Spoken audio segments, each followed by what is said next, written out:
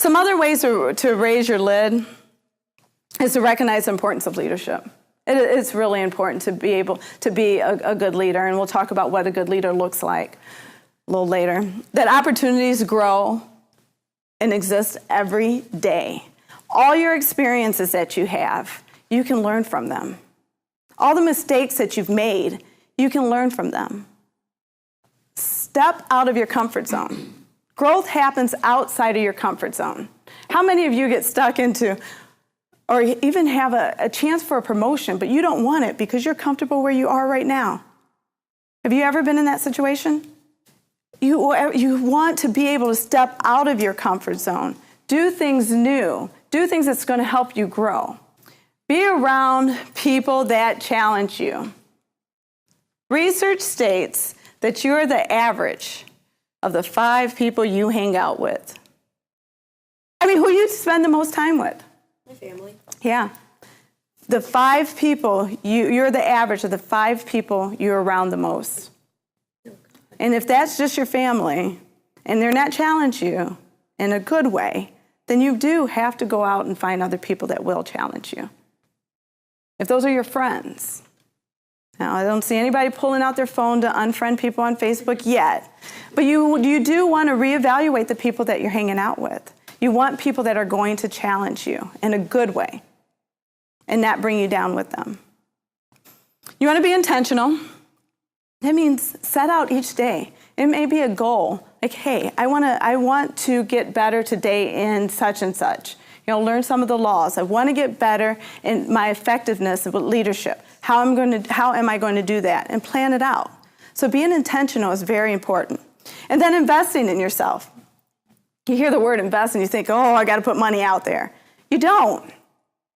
Like Stacey mentioned earlier, books, reading books. You can borrow a book from someone. You don't have to spend any money. There's a lot of knowledge in books. Signing up for classes. Spending time with people that are going to challenge you.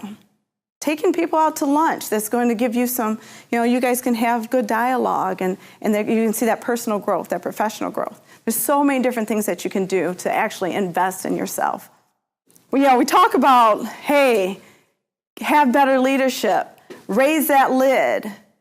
But a lot of times these things and a lot of other things stop us from doing that.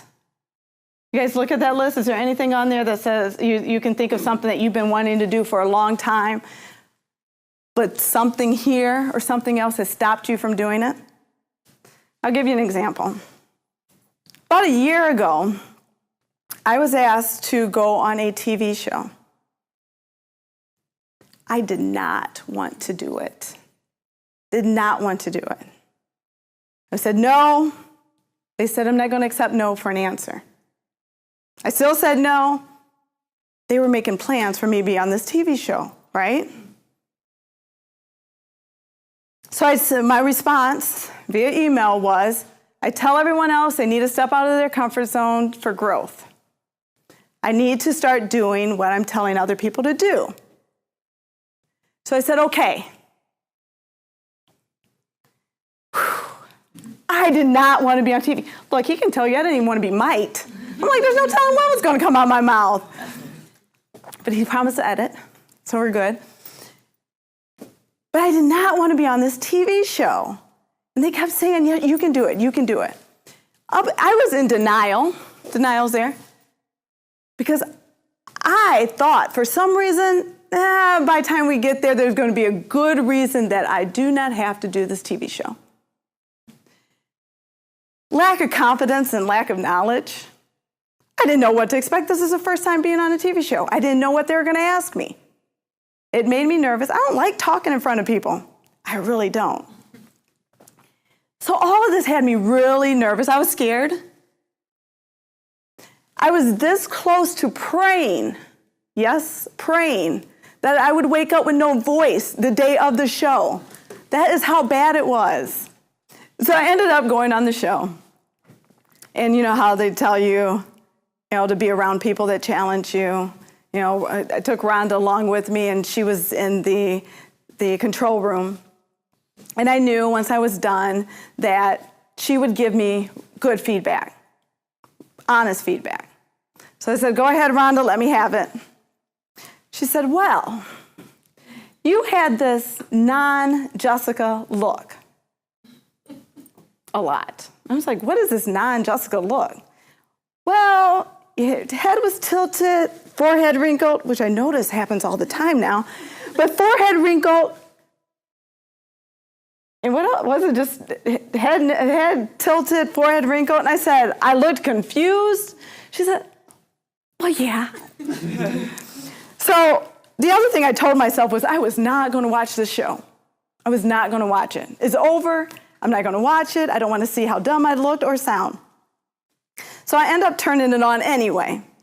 The very first facial expression when they're introducing me was like, I can't even make it. It was forehead wrinkled, head tilted, looking confused. As they're introducing me, I had to stop looking at that.